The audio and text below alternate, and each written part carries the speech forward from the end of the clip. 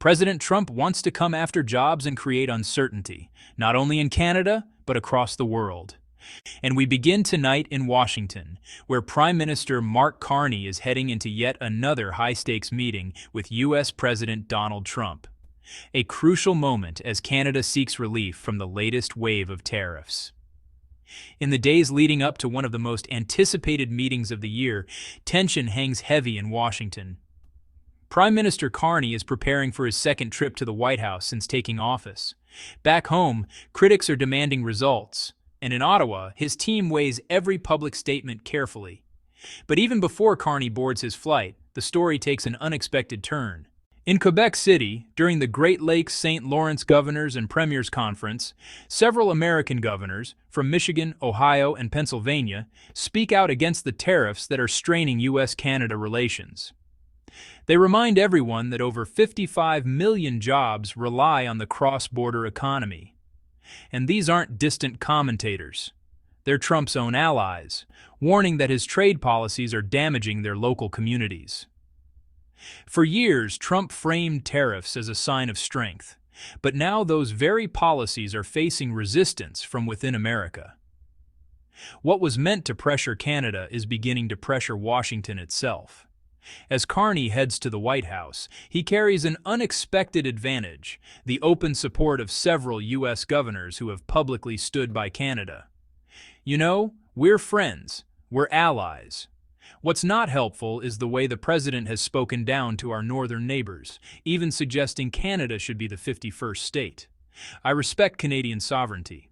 The reason is simple: economics. The Great Lakes region is one of the most deeply connected industrial zones on Earth. The auto industry, steel producers, and aluminum plants on both sides of the border function as a single ecosystem. When tariffs cut through that network, they don't divide competitors, they cripple partners. Take automobiles. A single North American car might cross the border 6 or 7 times before reaching the showroom. Parts built in Windsor often travel to Detroit for assembly, then back to Ontario for finishing. Each tariff, on metals, parts, or components, adds cost at every stage. For factories in Michigan and Ohio, that means higher prices and slower production. The metals fueling these industries tell the same story. Canada supplies around 90% of the primary aluminum imported by the U.S., most of it used in cars and aircraft. Steel from Hamilton and Sault Ste. Marie becomes the raw material for mills in Illinois and Pennsylvania. When Washington imposes tariffs of 25 to 50%, it's American manufacturers who end up paying more for resources they can't easily replace at home. Energy links make the relationship even tighter. Pipelines and power lines cross the border daily, keeping refineries, auto plants, and entire cities running. Ontario and Quebec depend on U.S. natural gas, while American states depend on Canadian electricity and oil. The supply chain moves both ways, and that's exactly why governors from Michigan, Minnesota, and New York are sounding the alarm. Every new tariff threatens thousands of jobs, from the assembly lines of Detroit to the ports along Lake Superior. Even short disruptions ripple across transport, logistics, and retail. By standing with Canada, these U.S. governors are ultimately protecting their own voters. They understand that hurting Canada means hurting themselves. Their message is straightforward: keep the border open or risk breaking an economy that sustains both nations. For Prime Minister Mark Carney, that shared interest transforms his trip.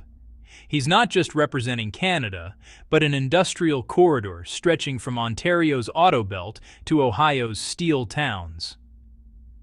Out of the Quebec City Conference came a quiet but powerful alliance. Ontario Premier Doug Ford and Quebec Premier François Legault stood beside their U.S. counterparts, emphasizing cooperation over confrontation. For decades, the Great Lakes region has operated as one interconnected economy. Cars built in Detroit rely on parts from Windsor.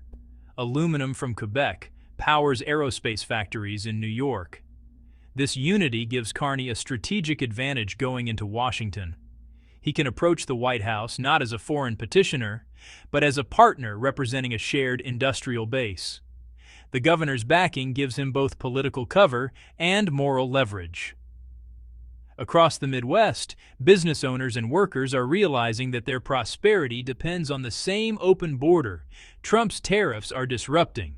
In Washington, Carney's team is finalizing briefing notes for the October 7th meeting. According to CBC News and Radio Canada, the primary objective is partial relief on steel tariffs and a framework for future reductions. Officials remain cautious. Trump's unpredictability is well known in Ottawa.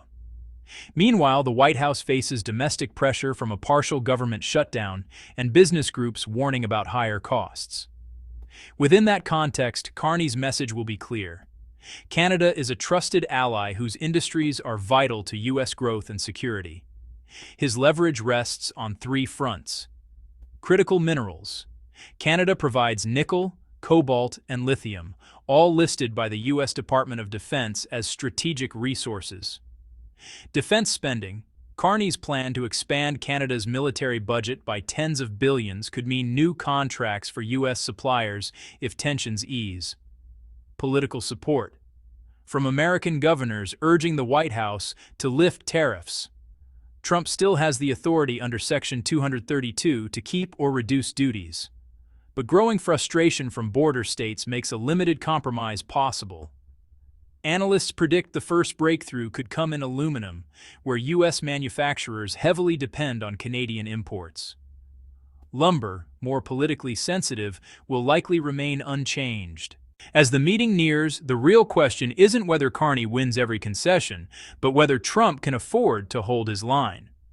Whatever happens on October 7th, the political landscape has already shifted. Tariffs once symbolized power. Now they're testing Trump's own coalition. The Quebec conference sent a warning: economic pain doesn't stop at the border. In such an integrated region, punishing your neighbor often means punishing yourself.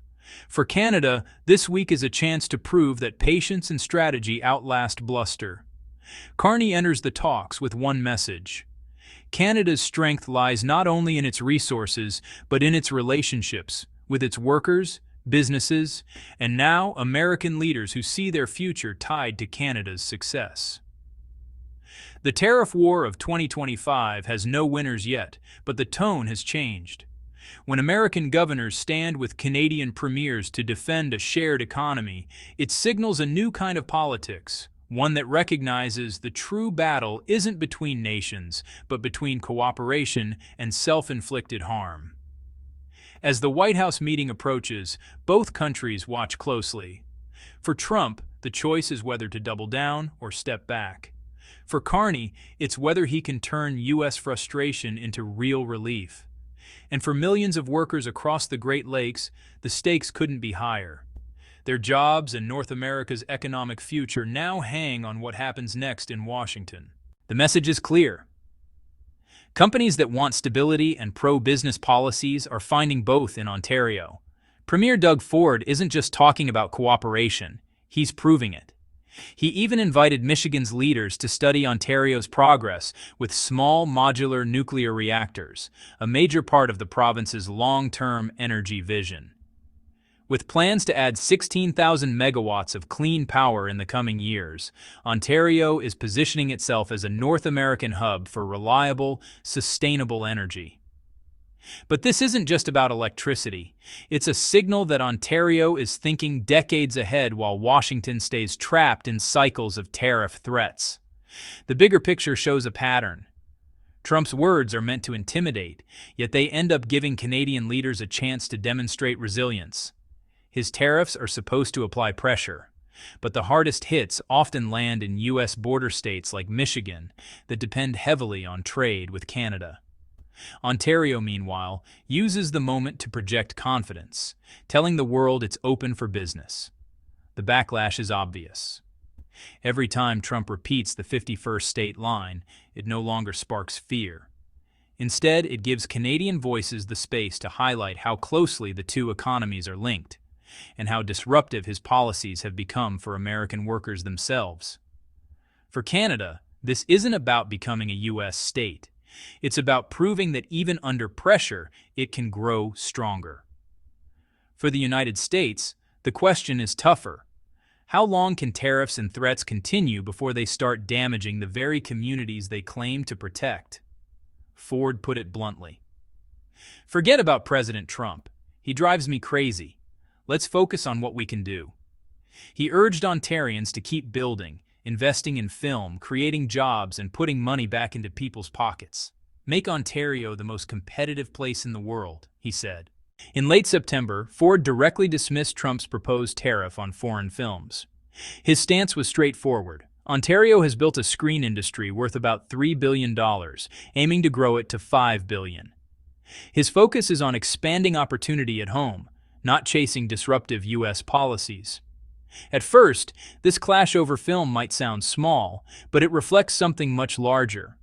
Under Trump's second term, tariffs have become the backbone of U.S. economic policy, stretching far beyond steel, aluminum, or autos. Starting in early 2025, Canada and Mexico face 25 to 35% duties on non-compliant goods. Europe agreed to a 15% limit on car and parts exports, while China still faces a 55% barrier. Within that context, a tariff on films isn't random. It fits a broader strategy of squeezing allies for leverage. But the cultural industry doesn't react like traditional manufacturing. Here's where it gets complicated. In today's global film economy, a single project might be financed in Los Angeles, filmed in Toronto, animated in Bangalore, and streamed worldwide. So how do you even define what counts as foreign? And with streaming replacing theaters, enforcement becomes even murkier. Would platforms pay tariffs on every show filmed outside the U.S.? Studios won't wait for answers. They'll shift production to countries offering stability. Ford's message was simple. Create a competitive environment, cut taxes, and promote local talent. Ontario already has skilled crews and infrastructure, ready to attract productions uncertain about United States policy. The industry already generates $3 billion and aims for $5 billion, positioning Ontario as a safe haven, while Washington creates confusion. Cultural tariffs rarely stand alone. Other countries can retaliate through quotas, subsidies, or marketing funds that encourage global filmmakers to look beyond the United States. For American distributors, that means fewer international releases, higher prices, and no real gain in United States jobs. Canada, meanwhile, is diversifying. Over the past year, Ontario has attracted more than $40 billion in new investments across multiple sectors. Ford has also been strengthening ties with Europe and the United Kingdom. The same playbook now applies to film. If United States trade barriers rise, productions won't vanish. They'll move north. Toronto and Vancouver already host a large share of Hollywood shoots because of cost and predictability. Add political uncertainty in Washington, and Canada's hand only grows stronger. For Trump, the optics might look good. A tariff on foreign films sounds like protecting American culture. But the economics tell another story. Three outcomes are likely. If the tariff is fully enforced, international studios will simply adapt, moving even more production spending to Canada or Europe. If the White House negotiates exceptions, the symbolism remains, but the policy loses credibility. And if the proposal is dropped under pressure, the uncertainty alone will have pushed studios to relocate anyway. In all three cases, it's less about protection and more about accelerating Canada's momentum. Ford's comments drive that point home. Ontario turns adversity into opportunity, transforming an external threat into a growth engine. The broader lesson is clear. When governments impose tariffs on culture without clear definitions, the market adapts faster than politics. Instead of restoring United States dominance, such moves risk backfiring, empowering the very neighbors they aim to challenge. Now let's move to the next big announcement, one that, honestly, rattled global markets. Trump revealed a new wave of tariffs, including a 100% duty on imported branded pharmaceuticals. He said, "Starting today, the U.S. will no longer subsidize foreign healthcare. Countries paying a fraction for drugs we pay many times more for." In late September, Washington shocked global investors again. Alongside the 100% drug tariff came new duties: 50% on cabinets, 30% on furniture, and 25% on heavy trucks. The order takes effect October 1st. On paper, it looks like a bold move to revive U.S. manufacturing. But the reality is complicated. America imports over $230 billion worth of pharmaceuticals annually. Canada is a key player in that North American supply chain. So how will Ottawa respond when those tariffs threaten the foundation of cooperation? Europe's pharmaceutical body immediately condemned the decision, calling it the worst possible outcome. Markets in Asia reacted instantly. One major Japanese drug firm dropped over 4%, and Australia's CSL hit a 6-year low. The carve-out, which exempts companies already building U.S. plants, only deepened uncertainty. Investors were left guessing which firms qualified and which faced barriers. And the concern isn't just about drug companies. Heavy trucks are essential for moving goods. A 25% duty pushes costs throughout the economy. Furniture and cabinets, mostly imported from Asia, will now cost more. Trump framed the entire package as a matter of national security. But the ripple effects go far beyond America's borders. Allies that once depended on steady U.S. trade are now facing sudden restrictions, and confidence in long-term planning is eroding. For Canada, the timing was crucial. Prime Minister Mark Carney had just met with Trump in New York, days before the announcement. Confirming pharmaceuticals were a key topic in their talks. Rather than respond with outrage, Ottawa began preparing strategically. The government launched consultations ahead of the 2026 review of the Canada-US-Mexico Agreement, inviting businesses, lawmakers, and communities to help shape a modern trade strategy. One designed to prevent future shocks like the pharmaceutical tariffs. At the same time, Canada is diversifying. Carney's recent trip to the UK and his signing of a trade deal with Indonesia show Ottawa's commitment to expanding partnerships beyond North America. Still, the main focus remains clear: keep the U.S. relationship structured, not reactive. By reinforcing CUSMA, Canada aims to anchor its industries against unilateral tariff storms. Health Canada is already monitoring potential disruptions to medicine supply, while industry groups, including Innovative Medicines Canada, are warning about risks to patients. This mix of domestic readiness and diplomatic strategy reflects a deliberate approach, balancing short-term stability with long-term security. For ordinary Canadians, the takeaway is simple: the country isn't standing still. It's preparing for negotiations that will shape jobs and investment for years to come. Trump's tariffs were designed to make others bend. Instead, they've pushed America's allies to shield themselves, and in Canada's case, to organize an intelligent defense. A 100% tariff on drugs may look tough from Washington, but it risks higher costs for U.S. patients while Canada and others adapt through coordination and planning. The European Union has drawn firm lines. Asia's markets have stumbled, and Canada has turned the crisis into momentum heading into the next CUSMA review. The irony is striking.